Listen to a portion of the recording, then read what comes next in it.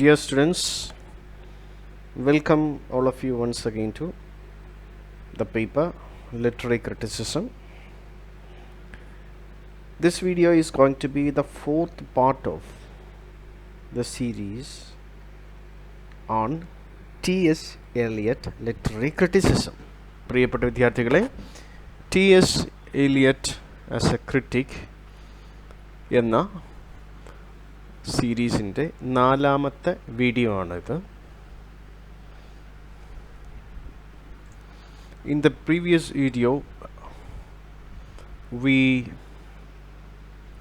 have seen how T.S. Eliot created a new interest in metaphysical poetry and metaphysical poets through his critical essay, Metaphysical Poetry. And this video is going to be the continuation of that. When we study metaphysical poetry or metaphysical poets, what is most striking is the metaphysical conceit. Metaphysical poetry പറ്റിയും അതുപോലെ metaphysical poetsനെ പറ്റി പഠിക്കുമ്പോൾ ഏറ്റവും പ്രധാനമായി നമ്മൾ ശ്രദ്ധിക്കുന്ന കേൾക്കുന്ന ഒരു പദമാണ് മെറ്റാഫിസിക്കൽ കോൺസീറ്റ്. നേരത്തെ കഴിഞ്ഞ വീഡിയോയിൽ പറഞ്ഞതുപോലെ ഡോക്ടർ ജോൺസൺ മെറ്റാഫിസിക്കൽ പൊയിട്രിയെ വിമർശിച്ചത് പ്രധാനമായും ഈ മെറ്റാഫിസിക്കൽ പോയറ്റ്സ് ഉപയോഗിക്കുന്ന കോൺസീറ്റ് കൊണ്ടാണ്. So what is a conceit? Let's understand that, then move ahead. So conceit is a comparison becomes a conceit when we are made to concede a likeness while being strongly conscious of unlikeness.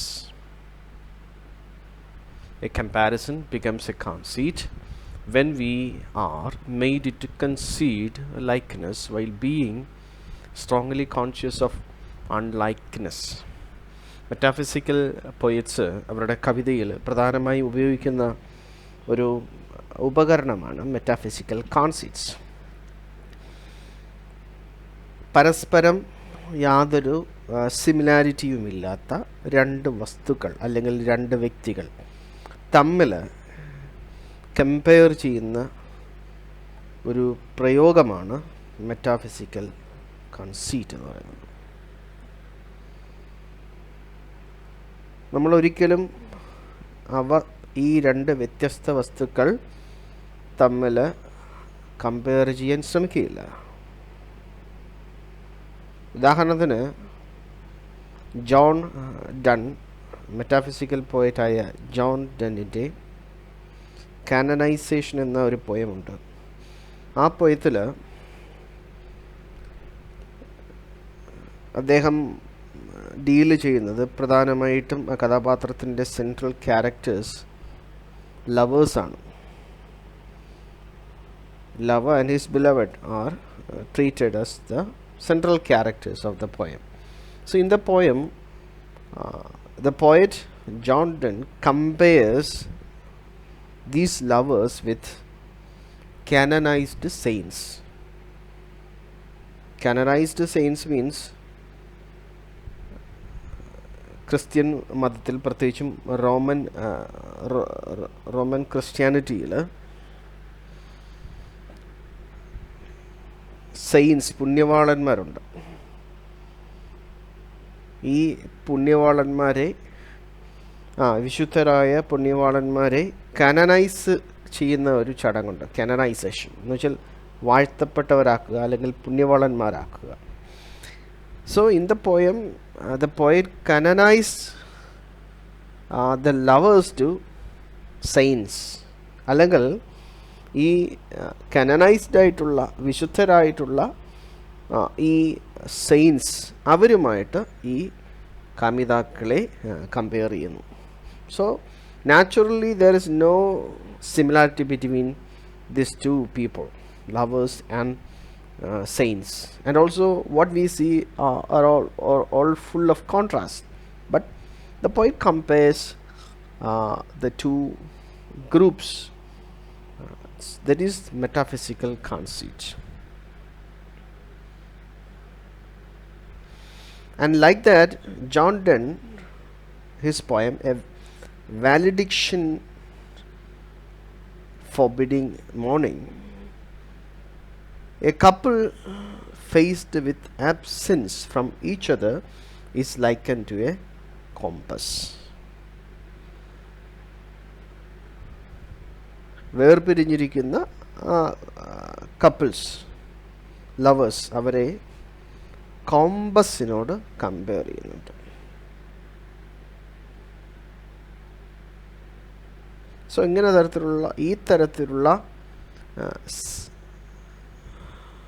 കമ്പാരിസൺസിനെ നമ്മൾ metaphysical concepts എന്നാണ് വിളിക്കുന്നത്. പ്രധാനമായും ഇത് metaphysical പോയട്രിയിലാണ് കാണപ്പെടുന്നത്.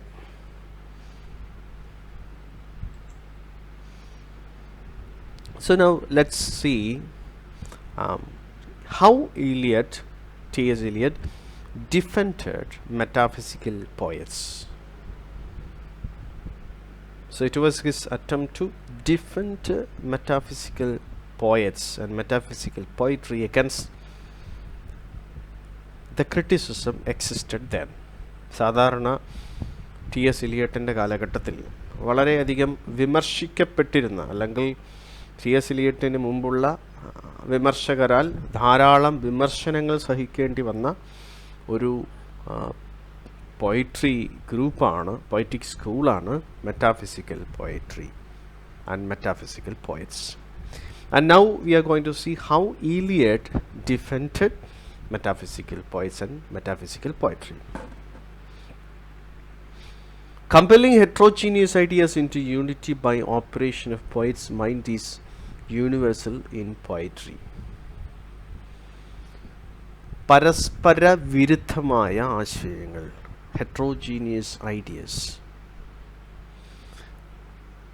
ഇത്തരത്തിലുള്ള പരസ്പര വിരുദ്ധമായ ആശയങ്ങൾ കവിതയിലേക്ക് കൊണ്ടുവരികയും അവയെ അമാൽഗമേറ്റ് ചെയ്യുന്നതും കവിയുടെ മനസ്സിൽ ഇത് ആവാഹിച്ചെടുത്ത് കവിതയിലേക്ക് ലയിപ്പിക്കുന്നതും സാർവലൗകികമായിട്ടുള്ള കവിതയുടെ ഒരു പ്രത്യേക പ്രക്രിയയാണെന്നാണ് T.S. Eliot പറയുന്നത്.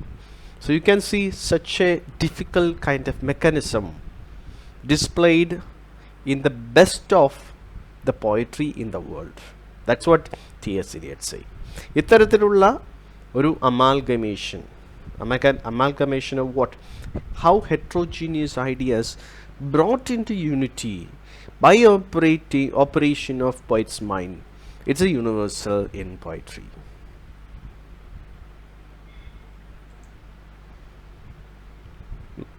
T.S. Eliot അദ്ദേഹത്തിൻ്റെ ക്രിട്ടിക്കൽ എസ്സായ മെറ്റാഫിസിക്കൽ പോയിട്രിയിൽ വളരെ വ്യക്തമായിട്ട് ഉദാഹരണ സഹിതം വ്യക്തമാക്കുന്നുണ്ട്. പരസ്പര വിരുദ്ധമായ ആശയങ്ങൾ കവിയുടെ മനസ്സിലൂടെ കടന്നുപോയി ഒരു പ്രത്യേക അമാൽഗമേഷൻ അവിടെ സൃഷ്ടിച്ചു കവിതയിൽ എങ്ങനെ കൊണ്ടുവരാമെന്ന് ഉദാഹരണ സഹിതം, മെച്ചപ്പെട്ട ശ്രേഷ്ഠ കവിതകളിൽ നിന്നും ഉദാഹരണങ്ങൾ സഹിതം T.S. എലിയട്ട് നമുക്ക് കാണിച്ചു തരുന്നു.